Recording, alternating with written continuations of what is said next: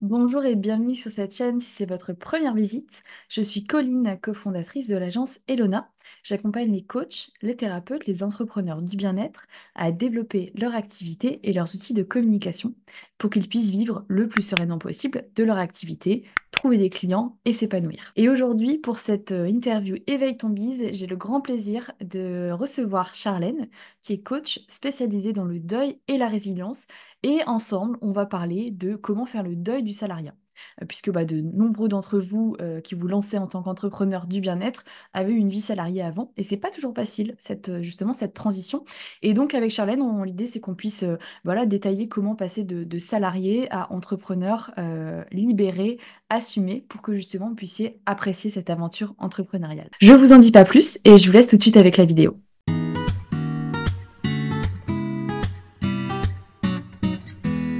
Bonjour Charlène et bienvenue sur notre chaîne. C'est déjà la deuxième fois qu'on t'accueille ici. On est ravis. Enfin, je suis ravie.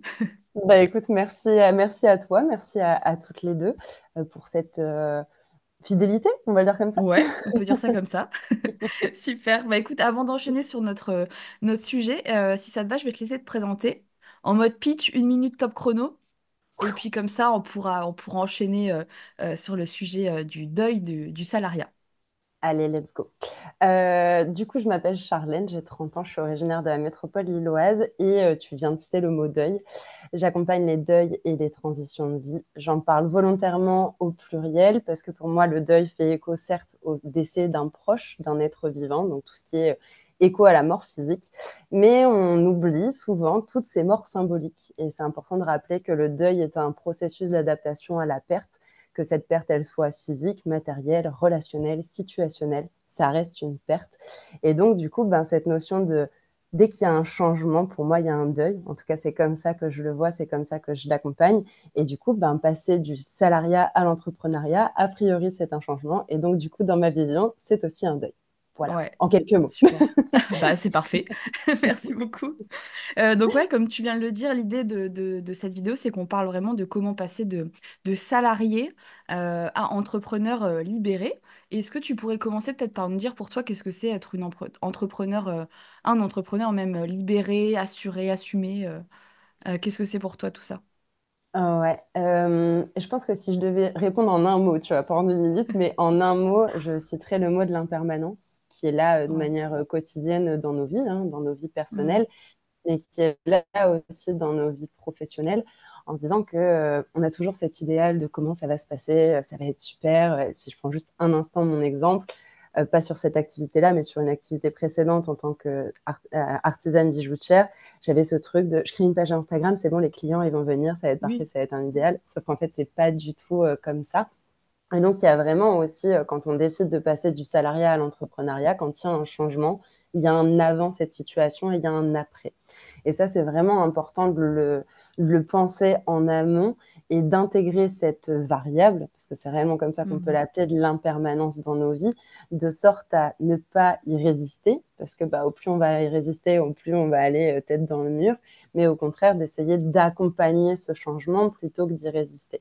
Et c'est là où on trouve plus de liberté, plus d'affirmation, plus d'assurance, et où au Mhm. final on est plus serein. En fait, derrière tout ça, c'est la notion de sérénité. Et il ne faut pas oublier que dans l'entrepreneuriat, l'adversité, l'impermanence, les difficultés, elles sont là, parfois petites, Mhm. parfois plus grandes, mais les obstacles, ils sont là. Donc, autant essayer de les accompagner, de les accepter, de consentir à cette réalité plutôt que de résister coûte que coûte. Ouais. Ce qui fait que là, on pourrait potentiellement être amené à un burn-out, non pas en raison de son employeur, mais en raison de soi-même, parce qu'on devient son propre employeur.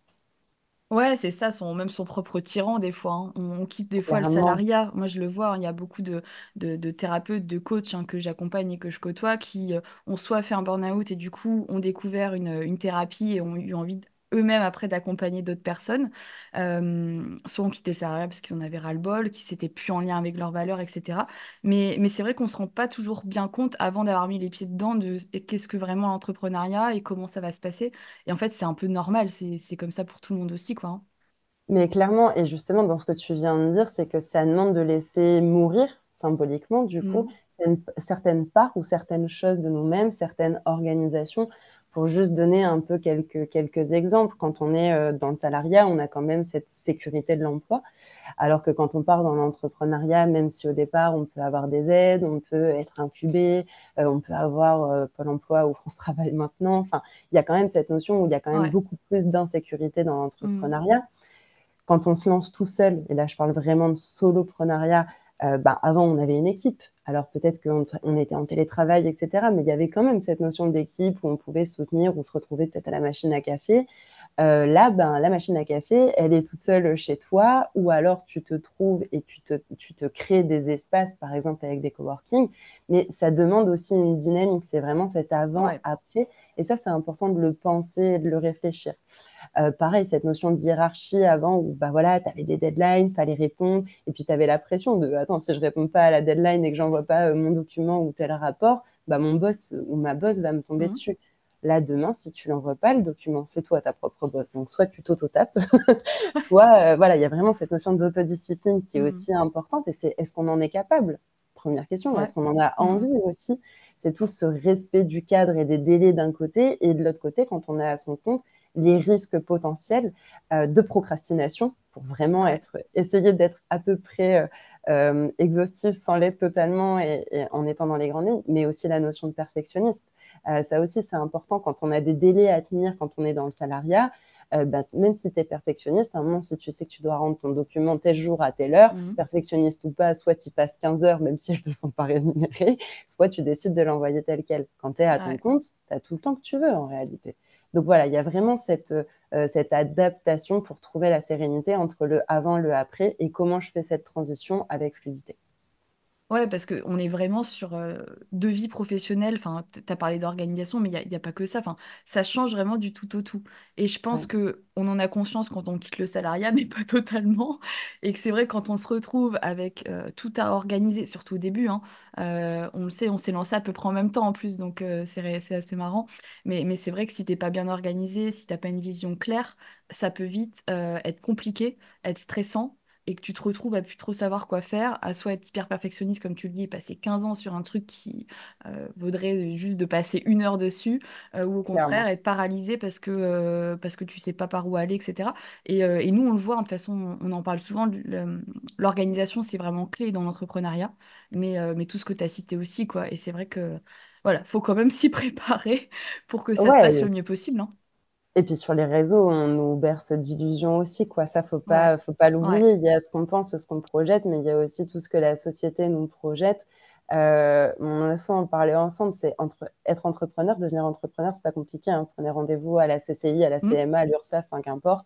Dans quelques heures, quelques jours, vous avez votre numéro SIRET, vous êtes entrepreneur sur le papier. Ouais, Mais ouais. entre être entrepreneur sur le papier et dans les faits, ben, c'est pas la même chose. Et parfois, on peut aller aussi droit dans le mur. Et c'est Mhm. important de le savoir et de ne pas l'oublier, en fait. Et d'être au clair, du coup, sur sa Ouais. situation pour ne pas se leurrer, pour ne pas se faire d'illusions. Hmm. Et ben, à un moment, comme toute illusion, on finit par être désillusionné et ça peut faire mal. Ouais, ouais, ouais, c'est clair. Et pareil, tu vois, je rebondis sur quelque chose parce que moi, typiquement, quand on s'est lancé à notre compte avec Laure, donc pour rappel, hein, avec Laure, on s'est connus en agence de com, on bossait toutes les deux en binôme et puis on a eu envie de lancer l'agence Elona. Moi, ma première peur, qui n'était pas forcément celle de Laure, c'était de me sentir seule, alors qu'on s'est lancé à deux, hein, déjà. Mais depuis, justement, avoir ces pauses café, ces moments d'équipe, parce que moi, j'ai vraiment besoin d'être en lien avec les gens. Et au final, je pense que je me suis jamais sentie aussi bien entourée parce que déjà, je choisis l'entourage maintenant que j'ai vraiment envie d'avoir. Les collègues, alors tu as des collègues sympas, tu en as d'autres que tu subis un peu plus, quoi, enfin, t'as pas le choix. Et là, enfin voilà, moi, tu peux aussi mettre en place des petites actions. Typiquement, on fait partie toutes les deux du même réseau, hein, d'entrepreneuriat féminin. Et puis, je m'entoure aussi d'autres entrepreneurs. C'est aussi aller faire le pas de te faire un nouveau cercle et de t'entourer, quoi. Ça, c'est pour le côté réseau, moi, qui était super important. Et puis après, tout est à construire, en fait, hein. Mais c'est chouette d'un côté parce que tu peux vraiment faire des choix en fonction de tes valeurs, en fonction de ce que tu veux vraiment. Mais ça demande un petit peu plus d'effort. Tout n'est pas prémâché, en fait, comme dans le salariat. C'est Donc, ça. Ça demande ouais. de se connaître et je pense que c'est ce qui est primordial, en fait. Ça demande de Ouais. se connaître et de poser un constat. Si je reprends ton exemple, bah, OK, moi, j'ai besoin d'être entourée et de soutien. Mhm. Mais du Ouais. coup, est-ce que je me sens à même d'aller créer des liens? Est-ce que je me sens d'aller dans des apéros de networking ou peut-être je vais y aller toute seule? ou tiens, si j'ai pas envie d'y aller toute seule, est-ce que j'ai un ou une pote qui est entrepreneur? Et en fait, c'est tout Ouais. un cheminement de Mhm. réflexion qui nous amène à se construire cette sérénité, cette fluidité, cette affirmation pour justement devenir entrepreneur affirmé, assumé, libéré, serein, qu'importe le mot qu'on met derrière, Ouais. mais en fait de se Ouais. sentir bien, quoi, ni plus ni moins en Mhm. réalité, c'est ça. Ouais, tout à fait. Et du coup, si on reprend cette notion de faire le deuil du salariat, euh, pour toi, qu'est-ce que ça vient changer concrètement? De faire vraiment cette phase de transition où tu dis, ouais, je fais le deuil du salariat. Qu'est-ce que ça change après dans ta vie d'entrepreneur? Bah, en fait, c'est vraiment cette notion d'illusion, je pense. C'est Ouais. que, bah, en fait, on est au clair. On est au clair sur, ses forces, on est au clair peut-être sur ses points d'amélioration, on est Mhm. au clair sur ce qu'on veut, mais que peut-être on n'aura plus. Exemple, Mhm. l'équipe et donc du Ouais. coup, qu'est-ce qu'on peut mettre en place pour?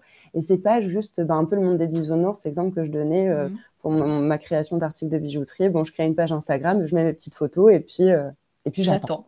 Voilà, c'est si, mais vraiment, j'en rigole maintenant, mais à l'époque, je pensais vraiment comme Ouais. ça, en me disant, Mhm. «Ah, ils vont venir, enfin, puis c'est super ce que je fais de toute façon, donc ouais, mais ça a beau être super, mais si toi tu fais pas la démarche, il y a personne qui sait que tu existes, hein, donc Oui. donc voilà, il y a aussi toute cette conscientisation de se dire, Mhm. en fait, c'est de ne pas idéaliser. À côté du mot illusion, je peux le mettre le mot idéal. Mhm. C'est qu'on a tous des idéaux. On a des idéaux dans le salariat, mais on a des idéaux quand on se lance dans l'entrepreneuriat, on a des idéaux de famille. Toute notre vie est faite aussi Ouais. d'idéaux. Mais c'est à quel point ces idéaux sont au plus proches ou éloignés de cette réalité. Plus ils sont éloignés de cette réalité, moins on Mhm. a réellement connaissance de la réalité, plus on se berce d'illusions. Donc, au Ouais. plus on va baliser, parce que pour moi c'est réellement ça, hein, l'entrepreneuriat, c'est un chemin, hein, comme Ouais. plein d'autres, mais c'est un chemin, et c'est un chemin qui a besoin d'être balisé. Donc, on ne connaît pas tout, et il y a cette idée que tous les chemins mènent à Rome, ok, mais il y a des chemins qui sont plus agréables, plus confortables, d'autres qui sont plus galères, d'autres qui vont te faire des détours et des ratatours.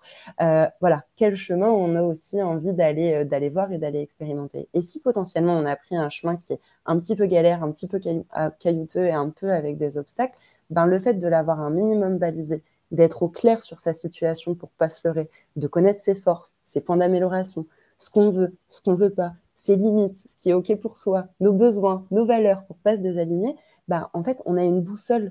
Et ce qui fait que cette Ouais. boussole, ben, on Mhm. peut l'utiliser même si le chemin il a un peu bugué, de sorte à se dire, ben, en fait j'ai bugué, j'aurais pas dû prendre la première à droite, il aurait mieux valu que je reste sur le chemin Mhm. principal. Donc c'est vraiment cette idée de balisage et de boussole, de sorte à avoir cette direction étant ben, déjà de un, que votre entreprise fonctionne, hein, et là je parle en termes Mhm. financiers de chiffre d'affaires, mais aussi qu'elle fonctionne en termes de santé mentale et du coup aussi de Ouais. santé physique. Santé physique, je l'associe plutôt à l'aspect fatigue et au fait que généralement on fait de nombreuses et de nombreuses et de nombreuses heures. Voilà, c'est Oui. pas les 4 heures par semaine qu'on peut parfois nous vendre aussi sur les réseaux. Donc c'est en fait aller prêcher un peu le vrai du faux dans l'avant, avant de se lancer. Mais je vais donner un exemple tout simple, mais comme on se préparait à un déménagement, comme on se préparait à accueillir un enfant. Enfin, je veux dire, l'enfant, il met 9 mois Tu avant te d'arriver. renseignes, quoi. Ouais, c'est ça. Voilà, on s'enseigne, on a le temps de lire, de voir, je sais pas, tiens, les copains, Ouais. ils ont fait comment, les parents, ils ont fait comment. Et du coup, on a des éléments, ce qui fait que Mhm. on n'est jamais totalement prêt, mais on est un minimum préparé. Ça veut pas dire qu'on est prêt. Il y a une Ouais. nuance. Oui, après la réalité, dans tous les cas, vous allez bien voir ce qui se passe et puis comment ça va se passer pour vous. Mais c'est vrai que ça peut être bien peut-être de faire une enquête terrain. Ça C'est serait ça. ça un peu l'idée, ce serait de sonder Ouais, un peu. Donc alors, vous qui nous écoutez, même si vous êtes à, je sais pas, quelques semaines, quelques mois, vous avez déjà peut-être voilà, lancé votre activité depuis un petit temps, mais peut-être que vous ne vous sentez pas encore totalement entrepreneur. Voilà, peut-être aller creuser déjà, du coup, ce que tu disais, plutôt en soi, voir de quoi vous avez besoin. Qu'est-ce que tu disais aussi, tout ce qui est des valeurs, ouais, vision. Moi, je rajouterais peut-être la notion aussi d'objectif, de quoi vous avez envie. Ça, c'est clairement. super important et on l'oublie souvent, mais en vous lançant, bah, pourquoi vous vous êtes lancé en fait à votre compte et qu'est-ce que vous voulez. Voilà, et là, c'est pas facile toujours de faire cet exercice-là, mais dans 5 10 ans, qu'est-ce que vous aimeriez avoir accompli? Où est-ce que vous aimeriez être? Et évidemment, ça peut bouger toujours un petit peu, c'est plutôt normal, même si ça bouge. Mais en tout cas, quelle vision vous voulez, quelle vision vous avez en fait de votre entreprise, de votre activité?